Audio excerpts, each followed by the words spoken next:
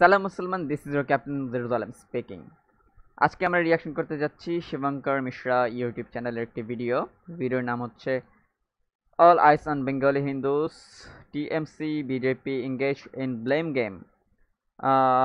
তো চলুন দেখা যাক ভিডিওতে কি বলা হয়েছে। আমার মনে হয় হচ্ছে এই জায়গায় বিজেপি অ্যান্ড তৃণমূলের ভিতরে যে কনভারসেশন ওয়ার যেটা হচ্ছে, মেবি এগুলো হতে পারে হিন্দুদের উপর যে মুসলিমদের অ্যাটাক হচ্ছে এই বিষয়ে হতে পারে। তো চলুন শুরু করা যাক, লেটস গো। मुर्शिदाबाद की हिंसा कोई अकेली घटना नहीं है। यह उस बंगाल की तस्वीर है जो बार बार सियासत की भेंट चढ़ता है। ममता की लापरवाही, बीजेपी की भड़काऊ चालें और दोनों के बीच पिसता आम बंगाली, यही है आज का सच। वक्फ कानून सिर्फ एक बहाना है, असल में लड़ाई सत्ता की है, वोट की है, नफरत की है। और इसमें सवाल यही मौजूद है कि कब तक बंगाल यूं ही जलेगा, कब तक सरकारें बंगाल को यूं ही जलने देंगी, कब तक मंदिर मस्जिद के नाम पर खून बहेगा, कब तक लोग अपने ही घरों से बेघर होंगे। शायद तब तक जब तक बंगाल की जनता इन सियासतदानों को सबक नहीं सिखाएगी। क्योंकि अगर ये आग यूं ही सुलगती रही तो बंगाल की वो मिट्टी जो कभी टैगोर और नजरुल की कविताओं से महकती थी, वो सिर्फ बारूद और खून की गंध से भर जाएंगी। और उस दिन ना ममता बच पाएंगी ना बीजेपी। बचेगा सिर्फ एक सवाल कि हमने अपने बंगाल को क्या से क्या बना दिया। एक तरफ दिल्ली का हुक्मरान है जो कह रहा है कि संसद का कानून है, इसे मानना पड़ेगा। दूसरी तरफ बंगाल की दीदी है जो तंज कस रही हैं कि बंगाल में ई ना चलबे, बंगाल में वक्फ का झंडा नहीं गाड़ने देंगे। लेकिन इन दोनों हुक्मरानों के बीच में जो पिस रहा है वो बेचारा आम इंसान है। वो आम इंसान जो ना दिल्ली का है ना कोलकाता का। वो आम इंसान जिसके घर के चूल्हे की आग बुझ रही है और जो इस सियासी तमाशे में सिर्फ एक मोहरा बनकर रह गया है। दोनों तरफ से आस्था को बंधक बनाया गया है, वक्फ का झुनझुना बजाया जा रहा है और इस झुनझुने की आड़ में सियासी रोटियां सेकने की महक अब पूरे बंगाल में फैल गई है। बंगाल की स्थिति को देखकर न जाने stop guy, sorry for stop. Okay, আমি আসলে ওর সাথে কিছুটা একমত। আর ওদের আসলে বোঝা উচিত যে এই জিনিসগুলো আসলে কেন হয়। বিজেপি আসলে ওয়াকফের বিষয়টা হচ্ছে পার্লামেন্ট থেকে আইন পাশ করাই নিছে। আচ্ছা ঠিক আছে, কিন্তু কেন পাশ করাই নিছে?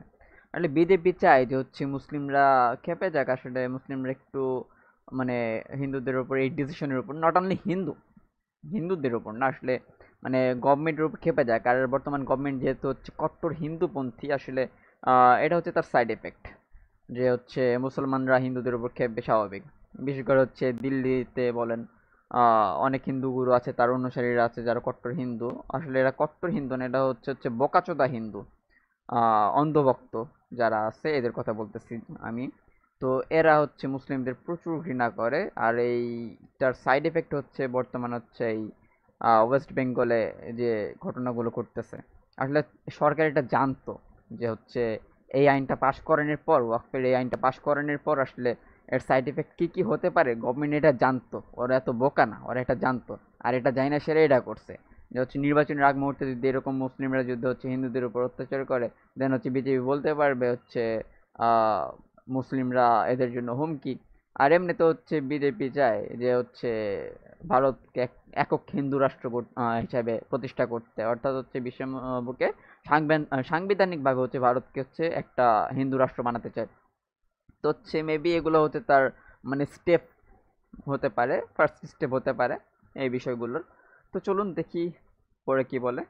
कि वो शेर याद आता है कि सियासत इस कदर आवाम पर एहसान करती है, पहले आंखें छीनती है और फिर उन्हीं को चश्मादान करती है। और यही हाल आम आदमी का बंगाल में रक्त चरित्र को लेकर है, क्योंकि इस रक्त चरित्र की आग में आम आदमी दोनों तरफ से झुलस रहा है। समस्या यह है कि ना कोई सुनने वाला है ना कोई देखने वाला, से झुलस रहा है। সরি গাইস পজ করার জন্য। ওর ব্যাকগ্রাউন্ডে যে ইমেজটা দেখতেছি যে এই জায়গায় হচ্ছে অসহায় কিছু হিন্দু মহিলা, আর এই জায়গায় মেবি কোনো হচ্ছে পাগড়ি পরা কোনো এক হুজুর লেকচার দিচ্ছে বা হচ্ছে কোনো কিছু ঘোষণা দিচ্ছে, এরকম মনে হচ্ছে। আসলে এই জায়গাতেই আসলে বিভেদটা সৃষ্টি করে এরা, আসলে এদের মতো কন্টেন্ট ক্রিয়েটররা আসলে এইভাবে বিভেদটা সৃষ্টি করে। এখন একটা কথা, কোন একটা ভুল আইন রাষ্ট্রের বড় একটা অংশের জাতির উপর চাপায় দিতেছে। মুসলমানদের অংশ কিন্তু ভারতে কম না, 4 ভাগের 1 ভাগের মতো প্রায় হচ্ছে মুসলমান। আর সেই জায়গায় একটা আইন মুসলমানদের বিরুদ্ধে চাপায় দিতে চায়, যেটা মুসলমানদের পছন্দ হবে না, এরকম একটা আইন সাংবিধানিকভাবে মুসলমানদের উপর চাপায় দিতে চায়। আর মুসলমানরা এর বিরুদ্ধে কিছু বলবে না, এটা কখনো হয় না। এটা হবে, আর এটা বিজেপি জানতো। হ্যাঁ, আর মুসলিমরা এরকম রিয়াকশন করবে, এটা স্বাভাবিক, এটা তার সাইড এফেক্ট। আর এই ব্যাকগ্রাউন্ডের ইমেজটার মাধ্যমে আসলে একটা বিভেদ সৃষ্টি করতেছে যে মানে এই জায়গায় মুসলিমরা উগ্র অ্যান্ড হিন্দুরা হচ্ছে অসহায়। আসলে এটা করা আসলে ঠিক হয় নাই। হ্যাঁ, কিছু কিছু মুসলিম, হ্যাঁ, যেটা করছে, ভাঙচুর করছে, হ্যাঁ, আমি এর তীব্র নিন্দা জানাই। কিন্তু এক হিসাবে এটা ঠিকই আছে, এটা হচ্ছে তার সাইড এফেক্ট। হ্যাঁ, এটা হচ্ছে তার সাইড এফেক্ট। যতক্ষণ তোমরা হচ্ছে মুসলিমদের উপর অত্যাচার করতেছিলে, তখন তোমরা কোনো ভিডিও বানাও নাই। আমি এই কথাটা আমি আগের ভিডিওতে বলছিলাম যে যখন মুসলিমরা জুমার নামাজে দাঁড়ায়, রাস্তায় মসজিদ জায়গা পায়নি, রাস্তায় দাঁড়াবে স্বাভাবিক, এটা তার ধর্মীয় ইবাদত, এটা না করলে তার গুনাহ হবে, তার নামাজ পড়তে হবে। সে মসজিদের জায়গা পায় নাই, রাস্তায় দাঁড়াইছে। এটা নট অনলি ইন্ডিয়া, পুরো পৃথিবীর যে কোনো জায়গায় হোক, মসজিদের জায়গা না পাইলে মসজিদের বাইরে রাস্তাতেও কাতার হয়। এটা শুধুমাত্র ইন্ডিয়ায় হয় না, পুরো বিশ্বে কোনো কিছু বলে না। তোমরা ভারতে কেন সেই মুসলিমদের তোমরা হচ্ছে নামাজরত অবস্থায় লাথি মারছো? কোন অবস্থায় হচ্ছে তোমরা হচ্ছে মুসলিমদের নামাজরত অবস্থায় তুলে নিয়ে গেছো? এটা শোভা পায়? এগুলো নির্যাতন না? তখন তোমরা কেউ এই বিষয়ে কন্টেন্ট বানাও নাই। হ্যাঁ, তখন হচ্ছে মানে বিজেপির বিরুদ্ধে কিছু কও নাই। হ্যাঁ, আর এখন হচ্ছে মানে মুসলিমদের খেপায়া দিয়ে এসে এখন তারা প্রতিক্রিয়া জানাইতেছে, একটা সাইড এফেক্ট শো হইতেছে, এখন তোমাদের কন্টেন্ট বানাইতে হইব। কেন এইটা কি হচ্ছে ঘটনাটা ঘটার আগে কি হচ্ছে মুসলিমদের শান্ত করা যায় নাই? করা যাইতো। যখন হচ্ছে আন্দোলনের আগে যখন মানববন্ধন হইছে, তখন কেউ বিষয়টা নজরে আসে নাই? হ্যাঁ, দিল্লিতে মুসলমানরা নির্যাতিত, কিন্তু মুর্শিদাবাদে হচ্ছে মুসলিমের সংখ্যা গরিষ্ঠ, যেই জন্য মুসলিমরা একটু হচ্ছে রিয়াকশন দেখাইতে পারছে। যদি হচ্ছে দিল্লিতেও যদি মুসলিমের সংখ্যা গরিষ্ঠ হইতো, তোমরা দিল্লিতে থাকতে পারতা না। समस्या यह है कि ना कोई सुनने वाला है ना कोई देखने वाला। लेकिन मौजूदा दौर में यह सवाल उतनी अहमियत नहीं रखता कि यह आग लगी कैसे। जो सवाल सबसे ज्यादा अहमियत रखता है वो ये कि पश्चिम बंगाल की इस आग को बुझाने की हिम्मत किसमें है। ममता बनर्जी, बंगाल की दीदी में, वो दीदी जिनके हर शब्द कोलकाता से लेकर कूच विहार तक गूंजते हैं, वो दीदी आज खामोश है।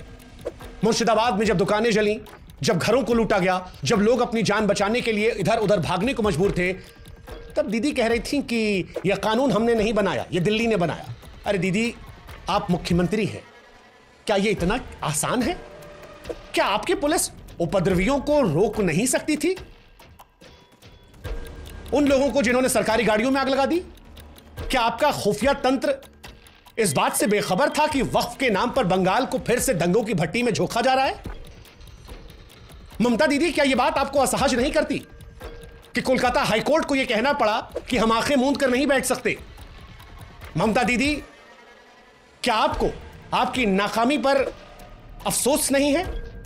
क्या यह बात आपको परेशान नहीं करती कि आपकी पुलिस के रहते हुए हाईकोर्ट को आदेश देना पड़ा कि केंद्रीय सुरक्षा बलों की तैनाती की जाए?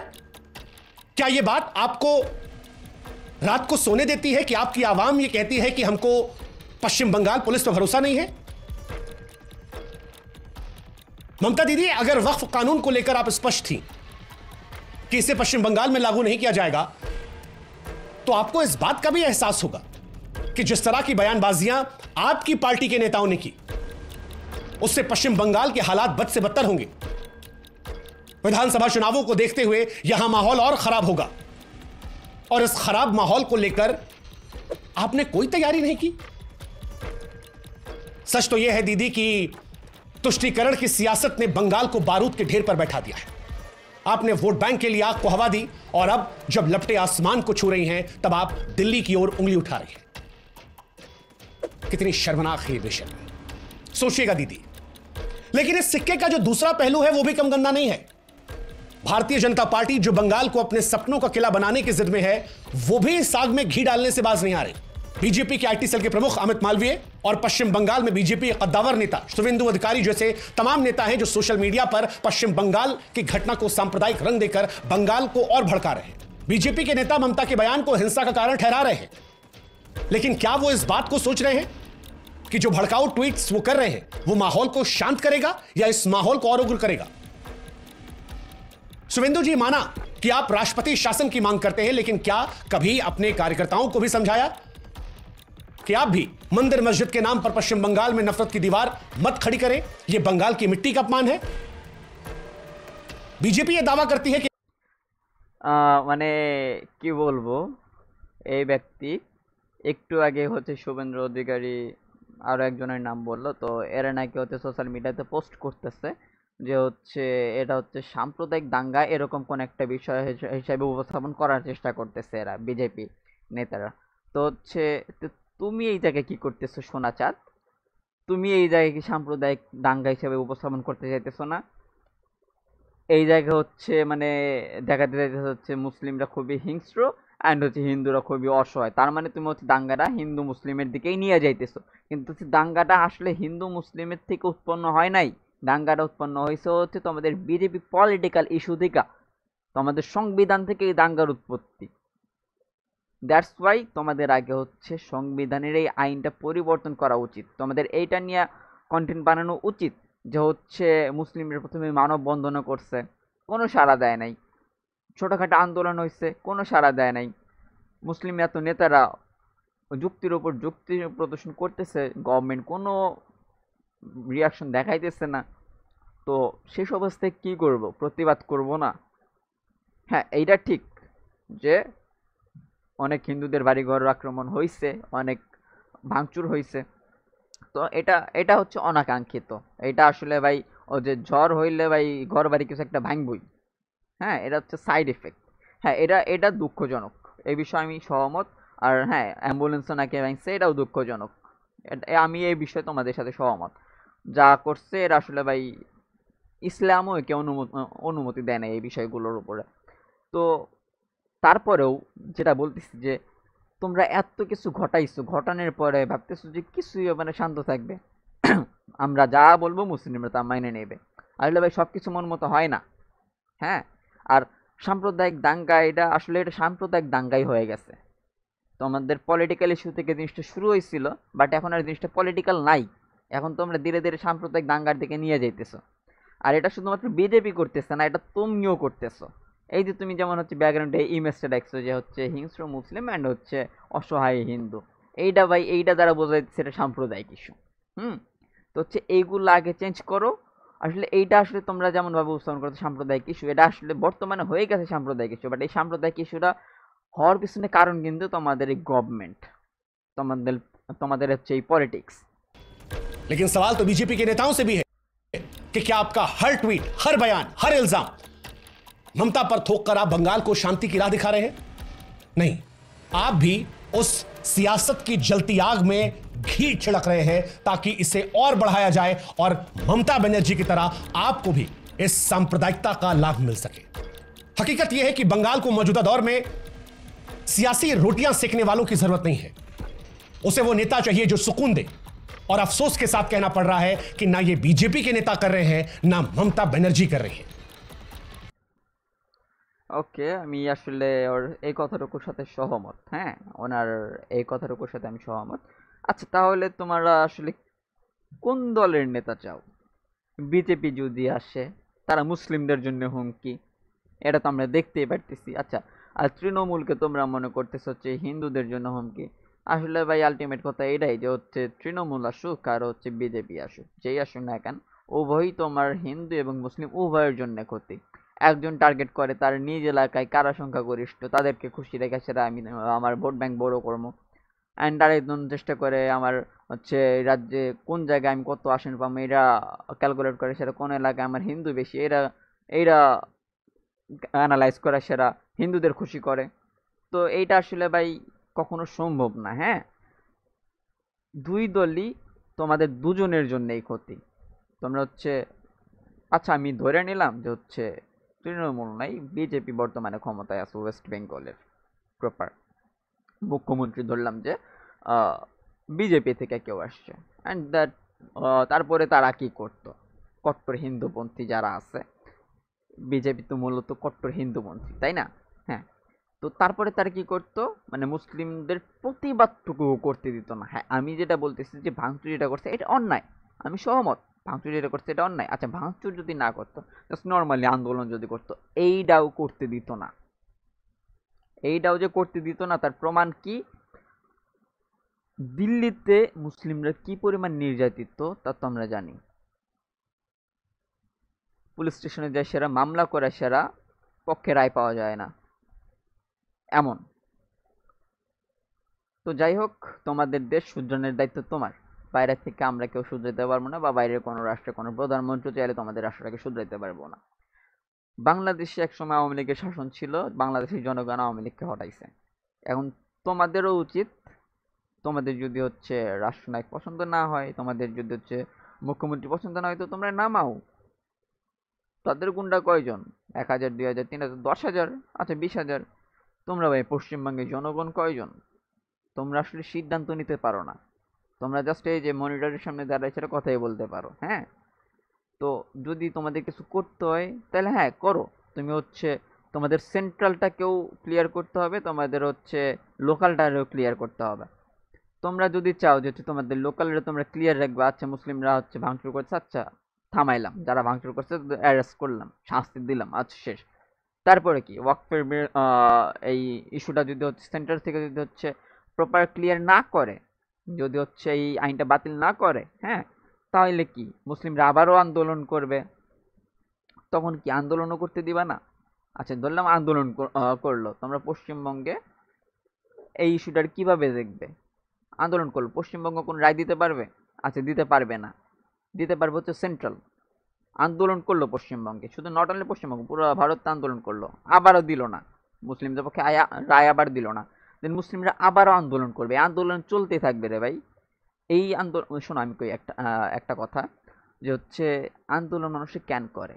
যখন তাদের কোনো একটা বিষয় তাদের মন মতো হয় না, বা এমনও হয় যে কোনো একটা বিষয় সঠিক না, তখন হচ্ছে জনগণ আন্দোলন করে জিনিসটাকে সঠিক বানানোর জন্য। কারণ জনগণের হাতে ক্ষমতা থাকে না, ক্ষমতা থাকে হচ্ছে সেন্ট্রাল পাওয়ারের হাতে, গভর্নমেন্টের হাতে।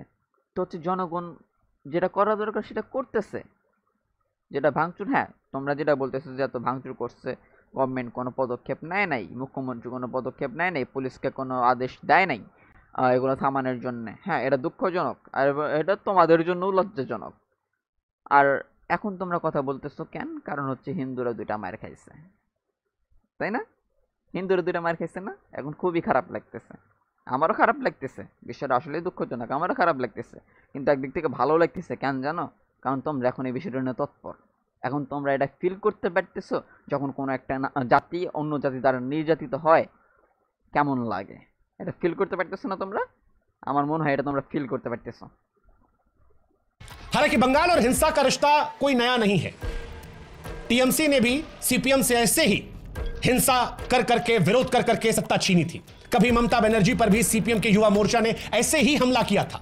ऐसे ही वहां पर पहले भी खूनी हिंसा होती थी। और मौजूदा दौर में जब ममता बनर्जी पश्चिम बंगाल की मुख्यमंत्री हैं, तब भी उनके शासनकाल में यह इतिहास बार बार दोहराया जा रहा है। याद कीजिए 2021 के विधानसभा चुनाव, तब भी सड़कों पर खून बहा था। बीजेपी और टीएमसी कार्यकर्ताओं की हत्याओं ने पूरे राज्य को दहला दिया था। तब भी ये दोनों पार्टियां एक दूसरे पर उंगली उठाती रहीं, और तब भी मरने वाला था आम बंगाली। 2023 के पंचायत चुनाव में 15 लोगों की जान गई। फिर वही तमाशा शुरू हुआ, फिर वही आरोप प्रत्यारोप, शांति की खोखली अपीलें। मुर्शिदाबाद, मालदा, नदिया, ये तमाम वो जिले हैं जो हर बार पश्चिम बंगाल में हिंसा की आग में जलते हैं। सीए के विरोध में 2020 में भी यही मंजर था, जब रेलगाड़ियां रोकी गई थी, सड़कें जाम कर दी गई थी। सवाल यह भी उठता है कि क्या बंगाल की मिट्टी में ही हिंसा का जहर घुल गया है, या फिर यह सियासतदानों का वो खेल है जो हर बार पश्चिम बंगाल को लहूलुहान करता है। सच तो यह है कि बंगाल की जनता को बार बार उसी आग में झोंका जाता है जिसे बुझाने का कभी कोई इरादा किसी पार्टी के नेताओं का नहीं रहा। इस बार वजह थी वक्फ संशोधन कानून 2025, एक ऐसा नाम जिसने बंगाल की मिट्टी को फिर से दंगों की भट्टी में डाल दिया। केंद्र सरकार ने संसद में पारित किया। पश्चिम बंगाल में इसका विरोध हिंसक प्रदर्शन में बदला। मुर्शिदाबाद, मालदा, हुगली, दक्षिण 24 परगना में पुलिस की गाड़ियां चली, सड़कें जाम हुई, पत्थरबाजी में 3 लोगों की जानें गई। पुलिस ने 200 से ज्यादा लोगों को गिरफ्तार किया, इंटरनेट बंद किया, धारा 144 लगाई। लेकिन सवाल ये कि क्या ये सब आग को बुझा पाया? जवाब नहीं। গাইস একটু ছোট্ট কথা, পুলিশ অ্যাকশন নিছে, বাট পুলিশ ব্যর্থ। এরপর মুখ্যমন্ত্রী কি করতে পারে? এরপর যেটা করতে পারে, যদি পুলিশ ব্যর্থ হয় তাহলে সেনাবাহিনী দিয়ে কাজ করাইতে পারে। এরাই তো, যদি পুলিশ ব্যর্থ হয় তাহলে সেনাবাহিনী দিয়ে কাজ করাতে পারে। হয়তো বা সেইটা করে নাই, এর জন্য এদের আফসোস, নাকি কাজ করে নাই একজন আরেকজনের দোষারোপ করতেছে এইটা নিয়ে এদের আফসোস। ভাই যদি অবশ্যই পুলিশ অ্যারেস্ট করে থাকে 200 জনকে, পরিস্থিতি শান্ত করার জন্য ইন্টারনেট অফ করে দিছিল, আর ইন্টারনেট অফ তো পরিস্থিতি শান্ত করার জন্য করে না, হয়তো বা কোনো একটা অকারেন্স করে সেটাকে হচ্ছে হাইড করার জন্য ইন্টারনেট অফ করে, হয়তো গভর্নমেন্ট পার্টি কোনো একটা ক্রাইম করছে, হতে পারে এই জন্য তোমরা ক্ষিপ্ত। বাট তোমরা আসলে ক্ষিপ্ত কিসের জন্যে?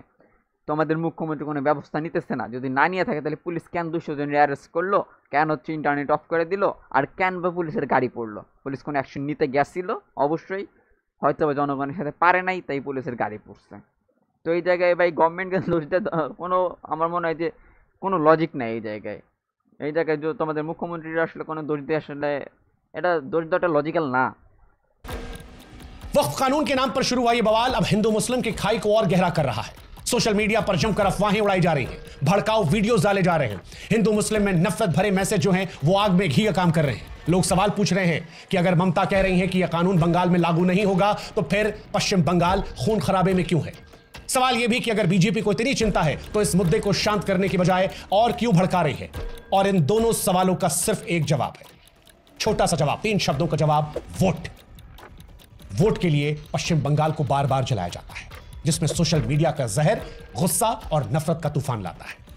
सोशल मीडिया पर बंगाल जल रहा है, शाब्दिक और भावनात्मक रूप से। मुर्शिदाबाद से पलायन की तस्वीरें, जलती दुकानों के वीडियो, नेताओं के भड़काऊ बयान, हर पोस्ट, हर ट्वीट में बंगाल के जख्मों को और गहरा लिखते हैं। कोई लिखता है कि 500 से ज्यादा लोग मालदा से भाग गए, ममता खामोश है। कोई कहता है कि ममता बनर्जी की साजिश है, बंगाल को वो बांग्लादेश बना देंगी। तो कोई टीएमसी की तरफ से लिखता है कि बीजेपी को बंगाल में अवसर दिख रहा है सरकार बनाने का। लेकिन इन सब से इतर एक सच ये है कि बंगाल में आम इंसान डर रहा है, बंगाल डर के साए में जी रहा है, बंगाल में रक्त चरित्र फिर से हो रहा है। एक बात याद रखिएगा कि ये गुस्सा, ये नफरत, ये बंगाल को बांट रही है। जब लोग अपने ही घर छोड़कर भाग रहे हों, जब बच्चे औरतें रातों को डर से सो ना पाएं, तब यह सोशल मीडिया का जहर सिर्फ नफरत की आग को भड़काता है। सवाल यह भी है कि क्या सोशल मीडिया का यह दुरुपयोग सही है? जहां हर कोई जज, जूरी, जल्लाद बन चुका है, शांति की बात करने वाला कोई नजर नहीं आता। यह सब कुछ इसलिए भी है क्योंकि 2026 में बंगाल में विधानसभा के चुनाव होने हैं। मुर्शिदाबाद की यह हिंसा उसी की आहट है। ममता बनर्जी जानती है कि मुस्लिम वोट बैंक उनके लिए कितना अहम है। माना जाता है कि पश्चिम बंगाल में 30% मुस्लिम वोट है, जो 70 विधानसभा सीटों पर सीधे असर करता है, सीधे मजबूती से डिसाइडिंग फैक्टर बनता है। ऐसे में वक्फ कानून का विरोध करके ममता बनर्जी एक बार फिर मुस्लिमों का मसीहा बनने की कोशिश कर रही है। हालांकि ऐसा लगता है कि इस बार की हुई हिंसा ने उनका दांव उल्टा पड़ दिया, क्योंकि हिंसा ने न सिर्फ उनकी सरकार की नाकामियों को उजागर किया, बल्कि प्रदेश के हिंदू मुस्लिम के विवाद ने उनसे उनके वोटरों को भी दूर किया। उधर बीजेपी भी इस मौके को बनाने में कोई कोर कसर नहीं छोड़ रही। मुर्शिदाबाद से पलायन को वो कश्मीरी पंडितों की त्रासदी से जोड़ रही है ताकि हिंदू वोटरों को लामबंद किया जा सके। लेकिन सवाल यह भी है कि क्या ये दोनों पार्टियां सचमुच बंगाल की चिंता करती हैं, या फिर इन दोनों पार्टियों के लिए सिर्फ वोट ही अहमियत रखता है और वोट की खातिर ये दोनों पार्टियां खून का खेल खेल रही है। एक सवाल जो हर आम इंसान के जहन में है, वो सवाल, बंगाल कब तक जलेगा? तो गाइस, ভিডিওটা শেষ হয়ে গেল আসলে।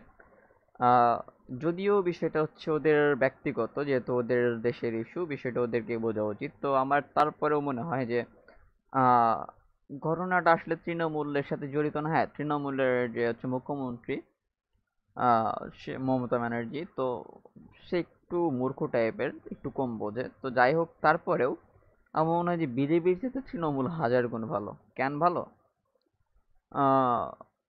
বিজেপির শাসন তো গত 15 বছর যাবৎ বা তারও বেশি সময় ধরে আপনারা দেখতেছেন, মেবি 20 বছরও হতে পারে।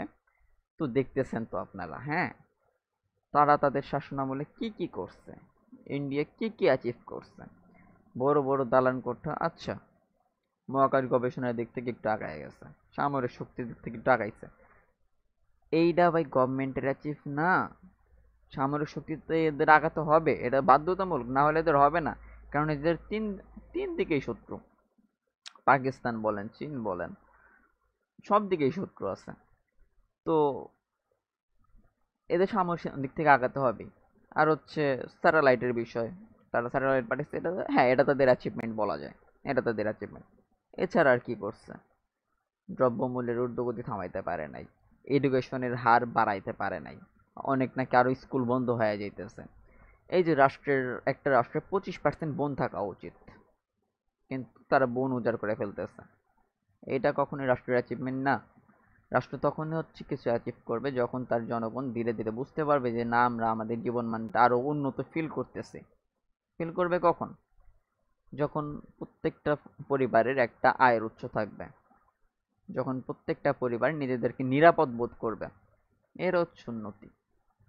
কিন্তু বিজেপির আমলে আমি যেটা দেখতেছি বহির বহিরাদেশ থেকে, যে হচ্ছে ধনীরা আরো বেশি ধনী হইতেছে আর গরিবরা আরো বেশি গরিব হইতেছে। শিক্ষার তো কোনো ভ্যালু থাকতেছেই না ইন্ডিয়াতে। বাংলাদেশেও সেম অবস্থা, বাট আলহামদুলিল্লাহ যে বাংলাদেশ এখন আগের চাইতে অনেক বেটার, আর আরো বেটার হইতেছে। তো তোমাদের আসলে এটা বোঝা উচিত যে যে বিজেপি অলরেডি প্রায় 15 বছরের বেশি সময় ধরে ইন্ডিয়া শাসন করতেছে, তোমরা আসলে কি কি অ্যাচিভ করতে পারছো। তুমি এখন ভাবো যে 15 বছরে কত কিছু করা যাইতো। স্যাটেলাইট পাঠাইছো, আর স্যাটেলাইট তো কত দেশে পাঠাইছে। হ্যাঁ, তোমরা আর কি কি করছো, তোমাদের পরমাণু অস্ত্র নিয়ে মেবি গবেষণা তোমাদের এখনো চলতেছে, বাট তোমরা তো এখন হচ্ছে নিজেরা বানাইতে পারো নাই। এটা তোমাদের অ্যাচিভমেন্ট না। তোমরা জনগণের জীবনমানের জন্য কি কি করছো? কিছুই না। তোমাদের হচ্ছে পার হেড ইনকাম কত, পার হেড ক্যাপিটা কত? ভাই, খুবই সামান্য। মেবি হচ্ছে বাংলাদেশের তো একটু বেশি হয়েছে তোমাদের, কারণ যে বাংলাদেশে বড় সড় একটা ধাক্কা গেছে কিছুদিন আগে, এই জন্য তোমরা একটু আগায় গেছো, নইলে তোমরা আমাদের যেহেতু নিচে থাকতো, এটা স্বাভাবিক। এই বিষয়গুলো একটু খেয়াল করো। তোমরা তৃণমূলকে দোষ দিতেছো, হ্যাঁ দিতেই পারো, তোমাদের রাজ্য সরকার। তোমাদের রাজ্য সরকারের যদি কোনো ভুল থাকে তোমরা আঙুল তুলবা, স্বাভাবিক। তোমাদের রাজ্য সরকারের বিরুদ্ধে তোমরা আঙুল তুলবা, আমরা তো আর কিছু বলবো না। কিন্তু তোমাদের অন্তত এটা বোঝা উচিত যে সামনে নির্বাচন, আর তোমাদের এই জায়গায় যে দাঙ্গাগুলো হইতেছে এটা কে করাতে পারে। অলরেডি মুখ্যমন্ত্রী তোমাদের এরিয়াতে ক্ষমতায় আছে, তো তার মাথায় অন্তত এই টেনশনটা আছে যে গতবার জনগণ আমারে ভোট দিচ্ছিল, এবারও আমার এত পার্সেন্ট অন্তত জনগণ আমারে ভোট দিবে। কিন্তু যে ক্ষমতায় নাই সে চেষ্টা করবো আমার এইবার ক্ষমতায় আসার। হ্যাঁ, তো সেই জন্য যে ক্ষমতায় নাই ফ্যাসাদগুলো সেই লাগাইতে পারে, যে ক্ষমতায় আছে তাকে ভুল প্রমাণ করার জন্য। এই বিষয়গুলো তোমরা একটু বোঝার চেষ্টা করো, আর ভুলেও অন্তত পশ্চিমবঙ্গে বিজেপির আসতে দিও না। যদি বিজেপি পশ্চিমবঙ্গে আসে তাহলে তো তোমরা বাংলায় কথাও বলতে পারবা না। হ্যাঁ, তো এটা জাস্ট ছিল আমার রিয়াকশন। भड़का সরি, তো এটা জাস্ট ছিল আমার রিয়াকশন। আর যেহেতু এটা রিয়াকশন ভিডিও, আমি আমার মন্তব্য প্রকাশ করতেই পারি, এটা স্বাভাবিক। কিন্তু তারপরে যদি কোনো কিছু ভুল হয় দেন কমেন্টে জানাইও যে আমি এই বিষয়ে ভুল বলছি। দেন আমি নেক্সট ভিডিওতে ওটা রিসার্চ করে যদি আমার মনে হয় যে না আসলে এটা ভুল, আমি কারেকশন করে নিব। ঠিক আছে, তো আজকে এই পর্যন্তই। আল্লাহ হাফেজ।